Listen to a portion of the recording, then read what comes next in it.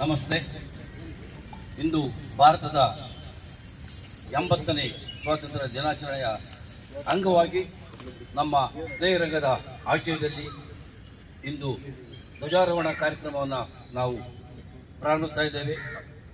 ಈ ಸಮಾರಂಭದ ಅಧ್ಯಕ್ಷತೆಯನ್ನು ನಮ್ಮ ಸ್ನೇಹರಂಗದ ಹಿರಿಯರು, ನಮ್ಮ ಮಾರ್ಗದರ್ಶಕರು, ನಮ್ಮೆಲ್ಲರ ಪ್ರೀತಿ ಪಾತ್ರರು ಆದಂಥ ಸನ್ಮಾನ್ಯ ಶಿವರಾಮ ಅವರ ಅಧ್ಯಕ್ಷತೆಯಲ್ಲಿ ಈ ಒಂದು ಕಾರ್ಯಕ್ರಮ ನಾವು ಪ್ರಾರಂಭಿಸ್ತಾ ಇದ್ದೇವೆ. ಪ್ರತಿ ವರ್ಷ ನಮ್ಮ ಸಂಸ್ಥೆಯ ಅಧ್ಯಕ್ಷರಂತ ಸ್ವಾಮಿಗೌಡರು ಆ ಕಾರ್ಯಕ್ರಮವನ್ನು ನೆರವೇರಿಸ್ತಾ ಇದ್ರು. ಇಂದು ನಮ್ಮ ಪದ್ಮನಾಭ ಸರ್ ಅವರ ಅಧ್ಯಕ್ಷತೆಯಲ್ಲಿ ಈ ಕಾರ್ಯಕ್ರಮ ನಾವು ಪ್ರಾರಂಭಿಸ್ತಾ ಇದ್ದೇವೆ. ದಯವಿಟ್ಟು ನಮ್ಮ ಪದ್ಮನಾಭ ಸರ್ ಅವರು ಧ್ವಜಾರೋಹಣ ಮಾಡಿ ಈ ಕಾರ್ಯಕ್ರಮ ಯಶಸ್ವಿಯಾಗಿ ನಡೆಸಿಕೊಡ್ಬೇಕು ಅಂತ ತಮ್ಮಲ್ಲಿ ಕೇಳ್ಕೊತಾ ಇದ್ದೇನೆ. ಒಂದೇ ಮಾತ್ರ ಮಕ್ಕಮ್ಮ ಯಾವ್ದು ನೋಡಿ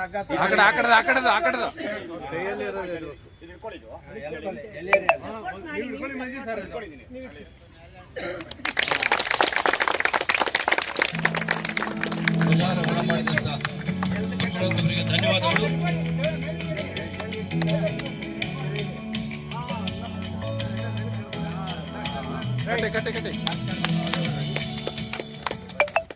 Welcome to the software update app.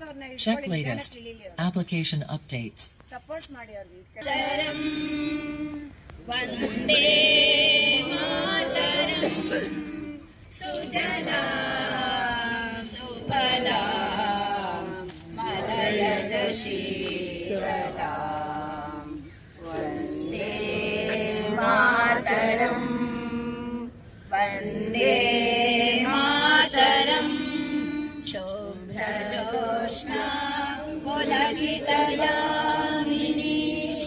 ಪುಲ್ಲಕುಸುಮಿತಾ ಸುಮಧುರ ಶೋಭಿನಿ ಸುಹಾಸಿನಿ ಸುಮಧುರ ಭಾಷಿಣಿ ಸುಖದಾಂ ವರದಾಂ ಮಾತರಂ ವಂದೇ ಮಾತರಂ ವಂದೇ ಮಾತರಂ. ಜೈ ಭಾರತ್ ಮಾತಾ ಕೇ ಜೈ ಭಾರತ್ ಮಾತಾ ಕೇ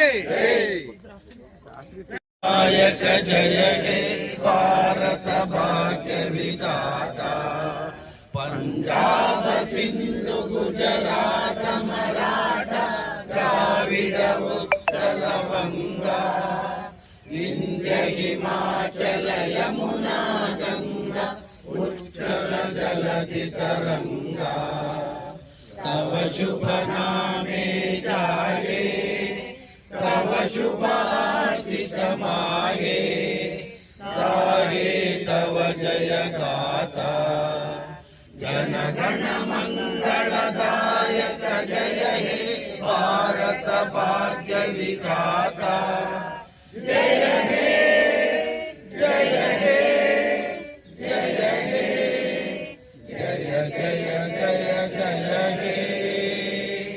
बोलो भारत माता की जय, बोलो भारत माता की जय, बोलो भारत माता की जय. ಈಗ ಧ್ವಜಾರೋಹಣ ಆಗಿದೆ. ಆದರೆ ನಮಗೆ ಸ್ವಾತಂತ್ರ್ಯ ಬಂದು 79 ವರ್ಷ ಆಯಿತು. ಯಾವಾಗ ಸ್ವಾತಂತ್ರ್ಯ ಬಂದ ಸಲ ಒಂದಾಗ್ತೀವಿ, ಮೊದಲನೇ ವರ್ಷಕ್ಕೆ ಎರಡನೇದಾಗುತ್ತೆ. ಸ್ವಾತಂತ್ರ್ಯ ಬಂದಿದ್ದು ಶುಕ್ರವಾರ ಮಧ್ಯರಾತ್ರಿ ಬಂದಿರೋದ್ರಿಂದ ಅದರ ನೆನಪಿಗಾಗಿ ಇವತ್ತು ವಿದ್ಯಾರ್ಥಿ ಭವನ್ ಹೋಟೆಲ್ನ ಅವರು ಶುಕ್ರವಾರನೇ ರಜಾ ಇಟ್ಕೊಂಡಿದ್ದಾರೆ. ಶುಕ್ರವಾರ ಸ್ವಾತಂತ್ರ್ಯ ಬಂದಿದ್ದು. ಜೈ ಹಿಂದ್, ಜೈ ಕರ್ನಾಟಕ ಮಾತೆ. ಎರಡು ಮಾತಾಡ್ತೀನಿ ಅಂತ ಹೇಳಿದ್ರೆ ನಾವು 80ನೇ ಸ್ವಾತಂತ್ರ್ಯ ದಿನೋತ್ಸವ ಆಚರಣೆ ಮಾಡ್ತಾ ಇದ್ದೀವಿ. ಅದು ಆಗಸ್ಟ್ 15 ತಾರೀಕು ಹೇಗೆ ಬಂತು ಇದರ ಬಗ್ಗೆ ನಾನೆಲ್ಲೋ ಒಂದು ಕಡೆ ಓದಿದೆ. ಅದೇನಪ್ಪ ಅಂದರೆ ಲಾರ್ಡ್ ಮೌಂಟೇನ್ ವೈಸ್ರಾಯ್ ಇದ್ದರು. ಅವರು ಜಪಾನ್ನಲ್ಲಿ he was in charge commander in army. 45ನೇ ಆಗಸ್ಟ್ 15ನೇ ತಾರೀಕು ಜಪಾನ್ನವರು ಸರೆಂಡರ್ ಆದರು, ಶರಣಾಗತಿ ಪತ್ಕರಿಸಿದ್ರು. ಆ ತಾರೀಕು ಅವ್ರ ಕೈಲಿತ್ತು, ಅವ್ರ ಮನಸ್ಸಲ್ಲಿ ಇತ್ತು.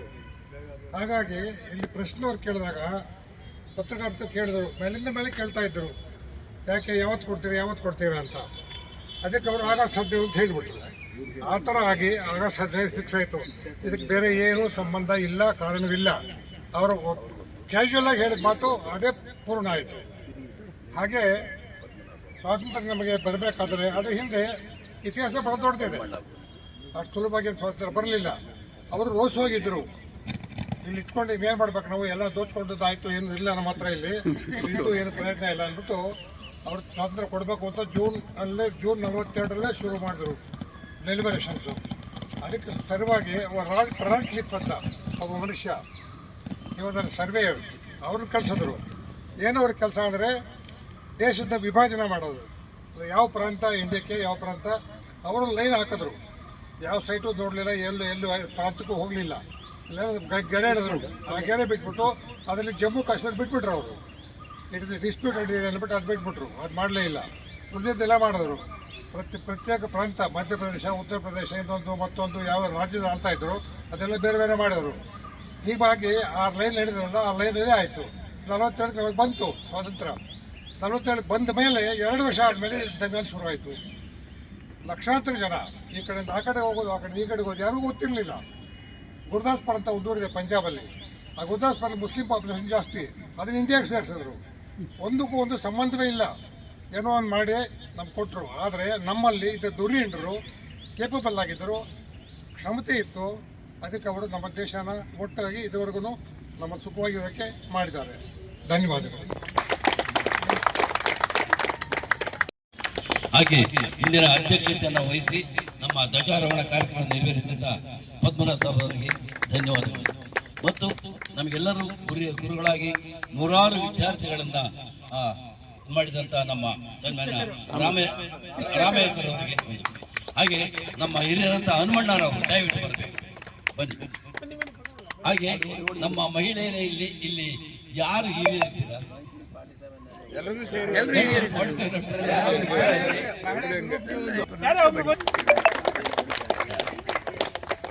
ನೋಡಿ, ನಮ್ಮ ಹನುಮಣ್ಣ ಅವರು ಧನ್ಯವಾದ ಮುಗಿಸೋದಕ್ಕೆ ಹೇಳ್ತಾ ಇದ್ದೇನೆ. ಬಹುಶಃ ನಿಮಗೆ ಬೆಂಗಳೂರಲ್ಲಿ ಗೊತ್ತಿದೆ, ಹಲಸೂರ್ ಹತ್ರ MEG ಅಂತ ಇದೆ. ಅದನ್ನ ಮೊಟ್ಟ ಮೊದಲಿಗೆ ಅವರು ನಮ್ಮ ದಕ್ಷಿಣ ಭಾರತದ ವಾಣಿಜ್ಯ ಕೇಂದ್ರವನ್ನಾಗಿ ಅವರು ಸ್ಥಾಪಿಸಿಕೊಂಡ್ರು. ಯಾರು? ಬ್ರಿಟಿಷರು. ಆನಂತರ ದಕ್ಷಿಣ ಭಾರತದ ಮುಖ್ಯ ಸೇನಾ ನೆಲೆಯಾಗಿ ನಮ್ಮ ಕಂಟೋನ್ಮೆಂಟ್ ಇವಾಗ ಇದೆಯಲ್ಲ, ಆ ಕಂಟೋನ್ಮೆಂಟ್ ಅನ್ನ ಅವರು ಉಪಯೋಗಿಸ್ತಾ ಇದ್ರು. ಜೊತೆಗೆ ಅವರು ನಮ್ಮ ಬೆಂಗಳೂರಿನ ಸೆಂಟ್ರಲ್ ಜೈಲನ್ನ ನಿರ್ಮಾಣ ಮಾಡಿದವರು ಅವರೇನೆ. ಬೌರಿಂಗ್ ಆಸ್ಪತ್ರೆ, ಹೈಕೋರ್ಟ್ನ ಕಟ್ಟಡ, ವಿಕ್ಟೋರಿಯಾ ಆಸ್ಪತ್ರೆ, ಕಬ್ಬನ್ ಪಾರ್ಕ್, ಬೆಂಗಳೂರಿನಲ್ಲಿ ಮೊಟ್ಟ ಮೊದಲಿಗೆ ಬೀದಿ ದೀಪದ ವ್ಯವಸ್ಥೆ, ಬೆಂಗಳೂರು ಮಂಗಳೂರು ಸೆಂಟ್ರಲ್ ಕಾಲೇಜು ಸ್ಥಾಪನೆ, ರೆವರೆಂಟ್ ಫರ್ಡಿನೆಂಟ್ ಕಿಟಲ್, ಬಹುಶಃ ಇವತ್ತು ಕನ್ನಡ ನಿಘಂಟು ನೀವು ನೋಡ್ತಾ ಇದ್ದಾರ, ಓದ್ತಾ ಇದ್ದಾರ, ಅದನ್ನ ನಮ್ಮ ಕನ್ನಡದವರೆಲ್ಲ ಮಾಡಿದ್ದು, ಅದನ್ನ ನಮ್ಮ ಒಬ್ಬ ಬ್ರಿಟಿಷ್ ಅಧಿಕಾರಿನೇ ಮಾಡಿದ್ದು. ಆಮೇಲೆ ರೈಲು ಮಾರ್ಗಗಳನ್ನ ವಿಸ್ತರಿಸಿದ್ರು, ರಸ್ತೆ ಅಭಿವೃದ್ಧಿಗಳನ್ನ ಮಾಡಿದ್ರು, ಟೆಲಿಗ್ರಾಫ್ ವ್ಯವಸ್ಥೆ, ಬಹುಶಃ ಟೆಲಿಗ್ರಾಫ್ ಇವಾಗ ಬಹುಶಃ ಇಲ್ಲ, ಮುಂಚೆ ಎಲ್ಲವಾ ನಾವು ಈ ಮೊಬೈಲ್ ಯೂಸ್ ಮಾಡೋದಕ್ಕಿಂತ ಮುಂಚೆ ಬಹುಶಃ ಟೆಲಿಗ್ರಾಫ್ ಉಪಯೋಗಿಸ್ತಾ ಇದ್ವಿ. ಅದು ಇಲ್ಲಿ ಬಹಳ ಜನಕ್ಕೆ ಗೊತ್ತೇ ಇಲ್ಲ. ಆ ವ್ಯವಸ್ಥೆನೂ ಕೂಡ ಅವರೇ ಮಾಡಿದ್ರು. ಭೂಕಂದಾಯ ವ್ಯವಸ್ಥೆಯನ್ನು ಜಾರಿಗೆ ತಂದ್ರು. ಬಹುಶಃ ಕೋಲಾರದ ಚಿನ್ನದ ಗಣಿ ಇದೆಯಲ್ಲ, ಅದರಲ್ಲಿ ಚಿನ್ನವನ್ನು ತೆಗೆಯೋದಕ್ಕೆ ಪ್ರಾರಂಭ ಮಾಡಿದ್ದೆ ಬ್ರಿಟಿಷರು, ನಮ್ಮರಲ್ಲ. ಹಾಗಾಗಿ ಆಮೇಲೆ ಎಲ್ಲಕ್ಕಿಂತ ಹೆಚ್ಚಾಗಿ ಇಂಗ್ಲಿಷ್ ಶಿಕ್ಷಣವನ್ನು ಜಾರಿಗೆ ತಂದು ಇನ್ನೂ ಅನೇಕ ಕೊಡುಗೆಗಳನ್ನ ಅವರು ಕೊಟ್ಟು ಹೋಗಿದ್ದಾರೆ, ಯಾರು? ಬ್ರಿಟಿಷರು. ಆದ್ರೆ ಅದನ್ನ ಉಳಿಸಿಕೊಳ್ಳೋದಕ್ಕೆ ಇವತ್ತು ನಾವೆಷ್ಟು ಕಷ್ಟಪಡ್ತಾ ಇದ್ದೀವಿ ಅನ್ನೋದು ಗೊತ್ತಿದೆ. ಬಹುಶಃ ನನಗೆ ಅನಿಸುತ್ತೆ 1947ರಲ್ಲಿ ಸ್ವಾತಂತ್ರ್ಯ ಬಂತು ನಿಜ. ಅದರ ನಂತರ ಕೆಲವು ವರ್ಷಗಳು ನಮ್ಮ ಭಾರತದಲ್ಲಿ ಒಳ್ಳೆಯ ರಾಜಕಾರಣಿಗಳನ್ನ ನಾವು ಕಂಡಿದ್ದೇವೆ. ಅದು ಯಾವುದೇ ಪಕ್ಷದ ರಾಜಕಾರಣಿಗಳಿರ್ಬೋದು, ಒಳ್ಳೆಯ ರಾಜಕಾರಣಿಗಳಿದ್ರು, ನಮ್ಮ ದೇಶದ ಬಗ್ಗೆ ಅಭಿಮಾನ, ಗೌರವ ಎಲ್ಲ ಇತ್ತು. ಆದ್ರೆ ಕಳೆದ 20 ವರ್ಷಗಳಿಂದೀಚೆಗೆ ಬಹುಶಃ ಅಂತ ಒಳ್ಳೆಯ ರಾಜಕಾರಣಿಗಳನ್ನ ನಾವು ಕಾಣೋದಕ್ಕೆ ಖಂಡಿತವಾಗಿಯೂ ಸಾಧ್ಯ ಇಲ್ಲ. ನಮ್ಮ ದೇಶದಲ್ಲಿ ಹೆಂಗಾಗಿದೆ ಅಂದ್ರೆ, ಬ್ರಿಟಿಷರು ನಮ್ಮ ಭಾರತಕ್ಕೆ ಬಂದಿದ್ದು ಕೇವಲ ಮಸಾಲೆ ಪದಾರ್ಥಕ್ಕಾಗಿ, ನಿಮಗೆಲ್ಲ ಗೊತ್ತಿರ್ಬೋದು. ಅವ್ರು ಬಂದಾಗ ಇಲ್ಲಿನ ಭೇದ ಭಾವ ಏನಿತ್ತು, ರಾಜರದ ಒಬ್ರಿಗೊಬ್ಬರು ಒಗ್ಗಟ್ಟಿಲ್ದಿರ, ಅದನ್ನ ಅವರು ತಮ್ಮ ಬೆಳೆ ಬೇಯಿಸ್ಕೊಳ್ಳೋಕೆ ಉಪಯೋಗಿಸ್ಕೊಂಡ್ರು. ಸುಮಾರು 200 ವರ್ಷಗಳ ಕಾಲ ನಮ್ಮ ಭಾರತವನ್ನು ಆಳಿದ್ರು. ಭಾರತವನ್ನು ಆಳಿದ್ದೇ ಅಷ್ಟೇ ಅಲ್ಲ, ಸಂಪೂರ್ಣವಾಗಿ ಕಬ್ಜಾ ಮಾಡಿ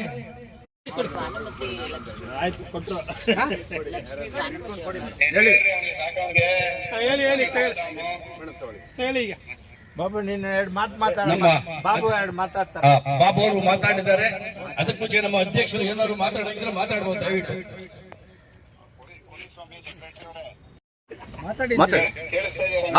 ಕೇಳಿಸ್ತಾ ಇದೆ, ಮಾತಾಡಿ. ಮೈ ಕೇಳಿಸ್ತಾ ಇದೆಯಾ? ಕೇಳಿಸ್ತಾ ಇದೆ. ಏನೋ ಟೈಮ್ ತಗೊಂಡು ರಂಗಪ್ಪದವ್ರು ಬಂದು ಸೆಕ್ರೆಟರಿ ಅವರು ಫ್ಲಾಗ್ ಹಾಸ್ಟಿಂಗ್ ಮಾಡಿಸ್ತಾವ್ರೆ, ಅವ್ರಿಗೊಂದು ಥ್ಯಾಂಕ್ಸ್ ಹೇಳಿ. ಮತ್ತೆ ಯಾರೋ ಹೊಸಬರು ಬಂದವರಲ್ಲ ಈ ಸಾರಿ ಫ್ಲಾಗ್ ಹಾಸ್ಟಿಂಗಿಗೆ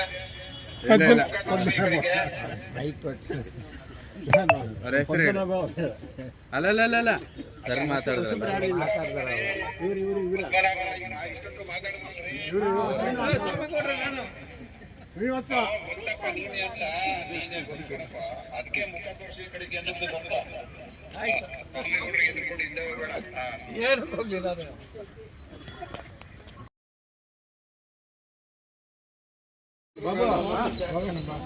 जय हो आजा मुझे जय हो You don't even need to scan paper.